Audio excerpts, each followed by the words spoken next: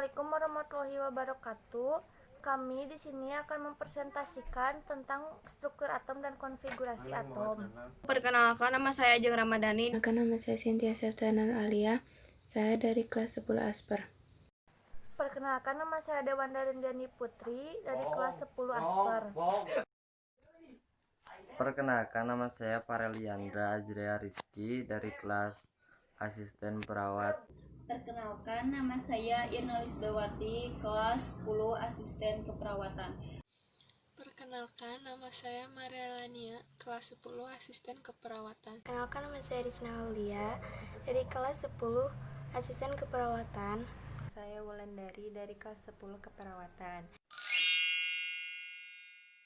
Pengertian atom.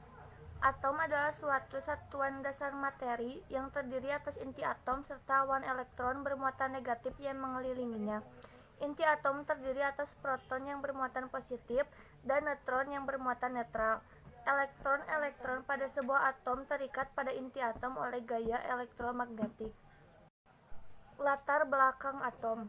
Pada tahun 1808, John Dalton melakukan perenungan tentang atom.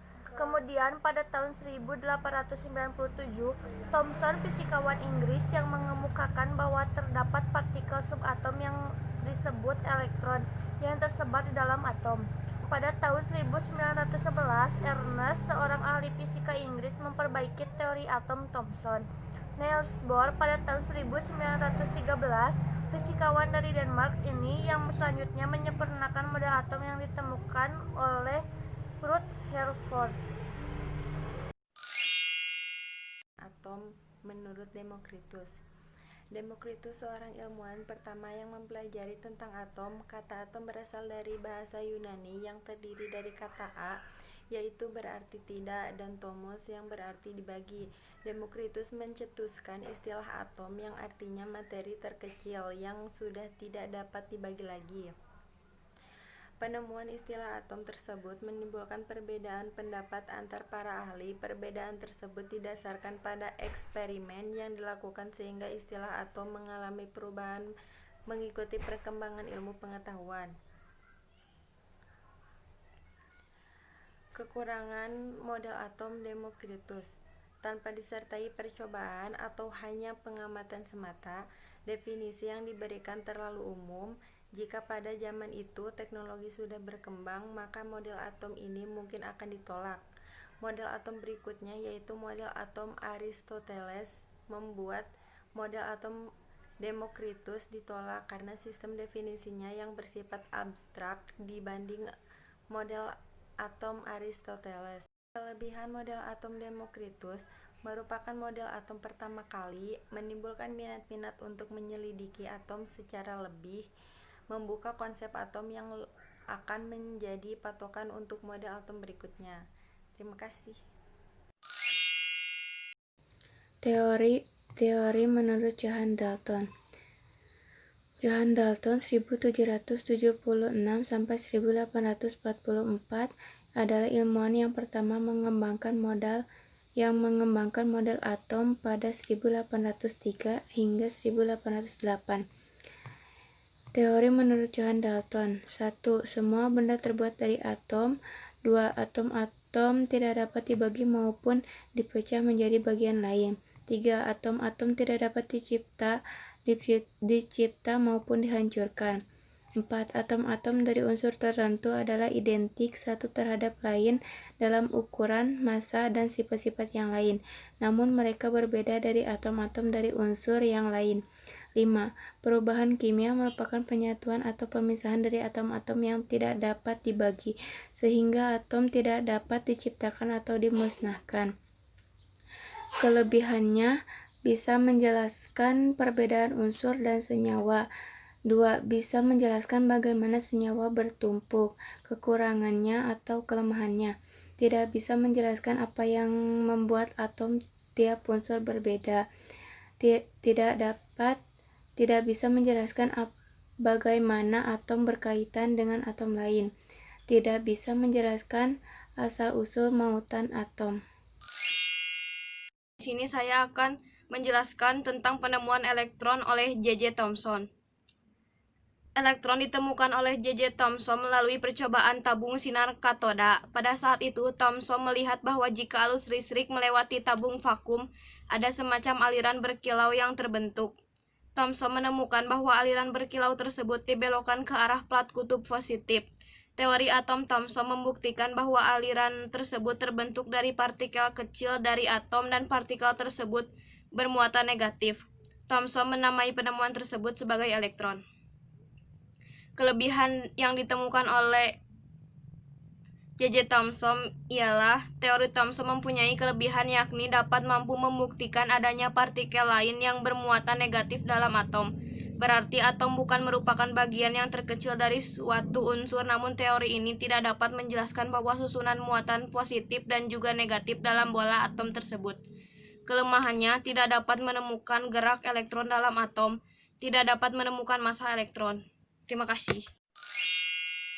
Seiring dengan berkembangnya ilmu pengetahuan, sejumlah teori mengenai atom dikembangkan oleh para ilmuwan dan memengaruhi peradaban manusia, khususnya membawa kemajuan baik di bidang fisika, kimia, maupun biologi. Dengan berkembangnya ilmu tentang atom, maka dapat mengetahui bagaimana susunan atom atau bagaimana atom bereaksi satu sama lain membentuk sebuah ikatan.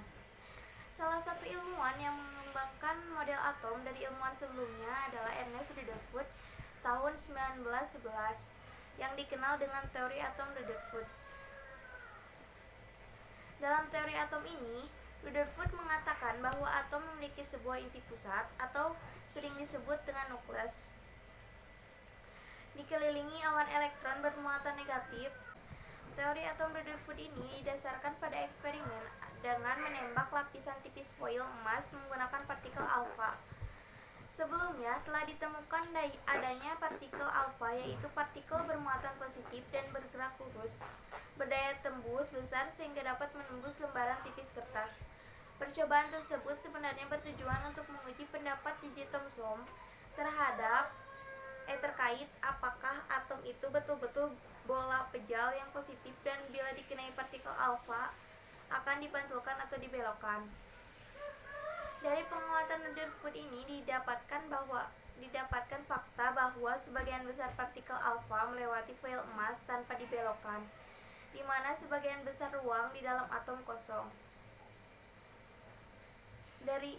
Selain itu, sangat sedikit partikel yang dibelokkan dari jalan mereka, yaitu bermuatan positif. Partikel negatif A dibelokkan oleh 1800, yaitu semua muatan positif, dan massa atom emas terkonsentrasi dalam volume yang sangat kecil di dalam atom yang disebut nukleus. Adapun kelebihan dari teori atom Rutherford ini antara lain: 1. Mudah dipahami guna menjelaskan struktur atom yang sangat rumit. Kedua, dapat menjelaskan bentuk dari suatu lintasan elektron yang mengelilingi inti atom. Ketiga, bisa menggambarkan gerak elektron di sekitar inti. Sayangnya, teori atom Rutherford ini memiliki banyak kelemahan. Di antaranya, teori ini tidak bisa menjelaskan stabilitas atom. Menurut hukum elektrodinamika, elektron halus memancarkan gelombang elektromagnetik sebagai akibat dari radiasi. Energi elektron harus dikurangi terus-menerus dan lintasan elektron menjadi spiral yang membawanya ke dalam inti, dan akibatnya atom harus runtuh, tetapi itu tidak terjadi sama sekali. Kelemahan lainnya adalah teori atom Rutherford ini tidak menjelaskan stabilitas atom, di mana elektron yang berputar akan kehilangan energi dan akhirnya jatuh ke dalam nukleus. Pada tahun 1913, Niels Bohr mencoba menjelaskan model atom Bohr melalui konsep elektron yang mengikuti orbit mengelilingi inti atom yang mengandung proton dan neutron.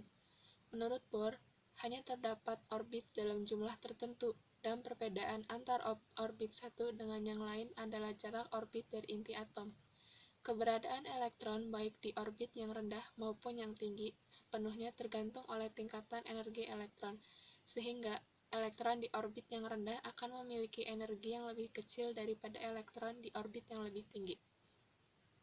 Bohr menghubungkan elektron yang mengorbit dan pengamatan terhadap spektrum gas melalui sebuah pemikiran bahwa sejumlah energi yang dikandung dalam elektron dapat berubah, dan karena itu elektron dapat mengubah orbitnya tergantung dari perubahan energinya.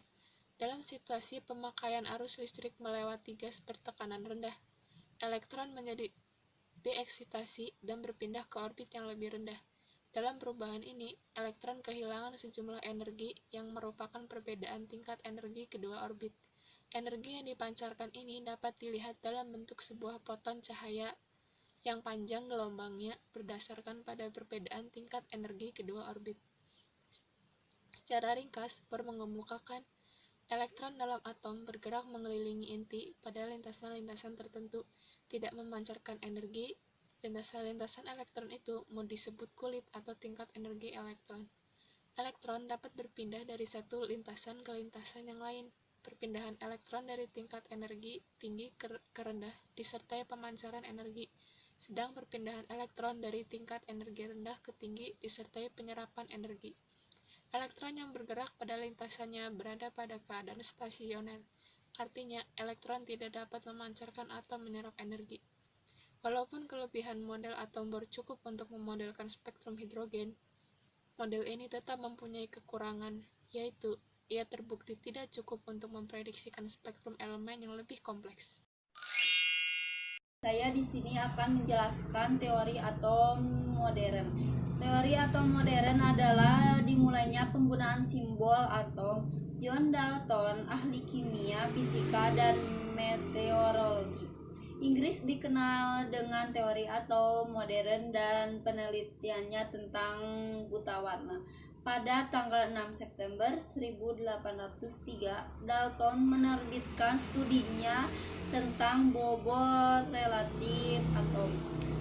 Dan di sini ada kelebihan teori atom modern mampu membuktikan bahwa adanya lintasan elektron untuk atom hidrogen, dan kelemahannya teori atom modern hanya dapat menerapkan atom-atom yang memiliki elektron tunggal seperti gas hidrogen, tetapi tidak dapat menerapkan spektrum warna dari atom yang memiliki banyak elektron. Ringkasan singkat atom. Sejak 2500 tahun yang lalu, manusia sudah mencari tahu apa partikel terkecil yang ada di alam semesta dan bagaimana bentuknya. Dua orang filsuf pada zaman Yunani kuno, Demokritus dan Leucippus, adalah orang pertama yang mengemukakan ide mengenai partikel terkecil ini. Mereka menyebutkan bahwa atom adalah unit terkecil penyusun semua materi yang ada di sekitar kita. Karena atom adalah unit terkecil, atom tidak bisa dibagi atau diubah lagi. Sekian dari kami. Mohon maaf bila ada kesalahan dalam apapun. Terima kasih. Wassalamualaikum warahmatullahi wabarakatuh.